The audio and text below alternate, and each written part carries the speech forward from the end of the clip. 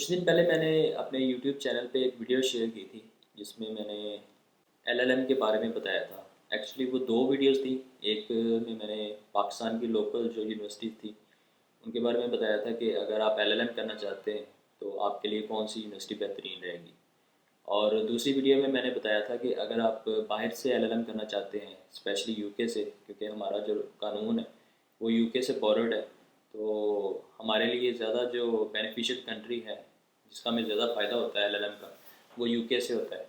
तो अगर आप यूके से या बाहर अब्रॉड से LLM करना चाहते हैं तो आपके लिए कौन सी यूनिवर्सिटी बेहतरीन रहेगी। तो उन दोनों वीडियोज़ को देखने के बाद काफ़ी ज़्यादा मुझे दोस्तों की तरफ से मैसेजेस आए, कमेंट्स आए, और उन्होंने पूछा कि LLM कोर्स के बारे में ज़रा डिटेल्स में बता दें, क्योंकि वो कंफ्यूज थे कि हमें LLB में जिन चीज़ों का हमें सामना रहा है तो क्या LLM में भी सेम वही चीज़ें होंगी या उससे एडवांस, या मतलब क्या इसमें कोर्स डिटेल्स कैसी होंगी, कैसे मतलब माइंडसेट हमें कैसा रखना चाहिए। तो थोड़ा सा यानी कि वो बता दें। तो मैं चूँकि खुद मैंने LLM किया है तो इसलिए मैं अल्हम्दुलिल्लाह बेहतर तरीके से बता सकता हूँ। तो उसमें मैं थोड़ा सा आपको ये बता दूं कि LLM जो होता है ये स्पेशली रिसर्च वर्क की तरफ ज़्यादा मतलब जाता है कि आपका जो माइंड है वो रिसर्च में इन होना चाहिए। तो काफ़ी ज़्यादा कॉलेजेस यूनिवर्सिटी तो अब LLB के आखिरी जो सेमेस्टर्स होते हैं उसमें रिसर्च वर्क करवा देते हैं स्टूडेंट्स को, लेकिन बाज़ औक़ात नहीं करवाया जाता, तो इसलिए LLM में जाके उनके लिए ज़रा वो नई चीज़ होती है, तो समझने में ज़रा टाइम लगता है। तो इसलिए वो पहले ही प्रिपेयर्ड हो जाए कि LLM में रिसर्च वर्क आपने करना है, और रिसर्च वर्क कैसे करना है ये आप यूट्यूब पे सीख सकते हैं।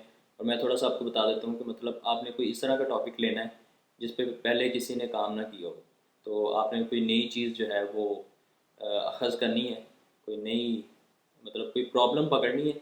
सिंपल आप ये इसका रिसर्च का ये फार्मूला होता है कि आपने अपनी सोसाइटी में या दुनिया में कहीं पे भी स्पेशली आपने तरजीह देनी है अपने मुल्क को, कि अपने मुल्क में जो है वो प्रॉब्लम कोई भी इशू हो सकता है, कोई प्रॉब्लम हो सकती है, कोई लूप होल, कोई खला ऐसी हो सकती है जहाँ पे किसी ने काम ना किया हो।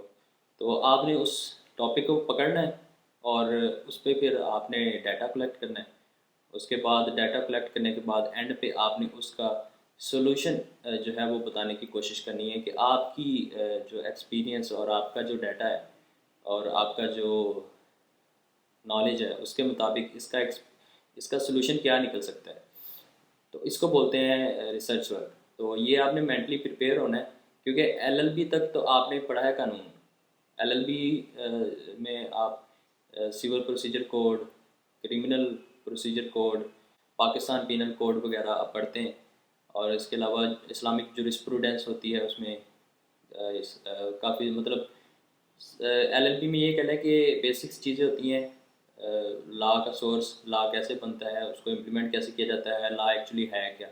लेकिन LLM में आपको रिसर्च वर्क करना पड़ता है कि लॉ में कौन से ऐसे जगह हैं, ऐसी कौन सी चीज़ें हैं जहाँ पे कानून की अमल दरामद ठीक तरीके से नहीं हो रही, या कौन सी ऐसी इंस्टीट्यूशन या ऐसे पॉइंट्स हैं जहाँ पे कानून होना चाहिए। तो LLM में यानी कि एडवांस लेवल आपने काम करना होता है। अब मैं आपको थोड़ा सा कोर्स डिटेल्स के बारे में गाइड कर दूँ। लोग पूछते हैं कोर्स किस तरह का होता है, क्या कंटेंट्स होते हैं।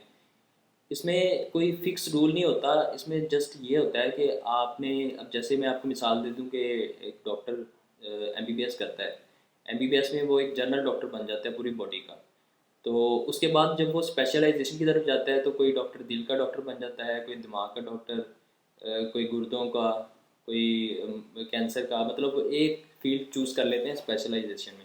इसी तरह सेम LLM भी एक स्पेशलाइजेशन है कानून की। जैसे आप LLB में एक जनरल कानून के डॉक्टर बन जाते हैं, इस तरह LLM में आके फिर आपने एक फील्ड चूज़ करनी होती है। और यहाँ पे मैं आपको ये बता दूं कि LLM में ये कोई लिमिट नहीं है। मतलब कि आप कई इस तरह होते हैं वो सिविल में एक्सपर्ट बन जाते हैं, मतलब सिविल में LLM कर लेते हैं, या क्रिमिनोलॉजी में LLM कर लेते हैं, या कुछ इंटेलेक्चुअल प्रॉपर्टी में, कुछ बिजनेस लॉ में, कुछ टैक्स लॉज में LLM कर लेते हैं। और इसमें ज़रूरी नहीं है कि आपने उसी फील्ड का एक्सपर्ट बनना है, आप जनरल LLM भी कर सकते हैं। मतलब जनरल LLM में ये कि जिस तरह LLB में आपने सारे सब्जेक्ट्स पढ़े हैं, इस तरह LLM में भी आपको सारे सब्जेक्ट्स पढ़ा दिए जाते हैं। कोर्स वर्क तकरीबन मिलते जुलते सब्जेक्ट्स का मिक्स होता है, लेकिन थीसिस में फिर आपने अपनी जो एक्सपर्टीज़ है वो एक सब्जेक्ट तक महदूद करनी होती है, क्योंकि उसमें फिर आपने एक टॉपिक चूज़ करना होता है, उस पर आपने फिर काम करना होता है।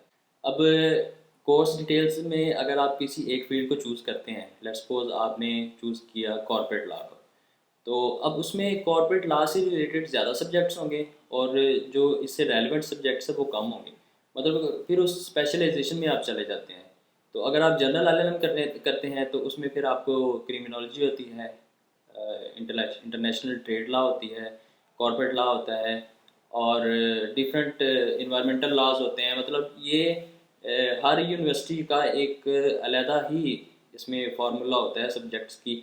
वो आप इस तरह देख सकते हैं कि किसी भी यूनिवर्सिटी में आप एडमिशन लेने से पहले आप उसके प्रॉस्पेक्टस पे या उसकी वेबसाइट पे जाके एलएलएम के कॉन्ट्रैक्ट्स देख सकते हैं। उसमें कोर्स वर्क में उसके जो सब्जेक्ट्स होते हैं वो लिखे होते हैं। यूनिवर्सिटीज़ जो हैं वो 4 सेमेस्टर करवाती में एलएलएम करवाती हैं। उसमें पहले 2 सेमेस्टर जो होते हैं वो कोर्स वर्क होता है, और उसका जो नेक्स्ट 2 सेमेस्टर होते हैं उसमें आपने अपना थीसिस मुकम्मल करना होता है।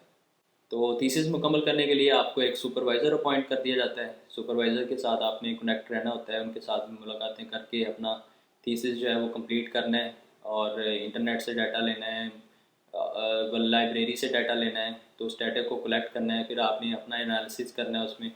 मतलब एक इसको आप आसान भी कह सकते हैं, मुश्किल भी कह सकते हैं। मुश्किल उनके लिए है जिन्होंने इसमें मेहनत नहीं करनी और पहले इसमें कुछ किया ना हो।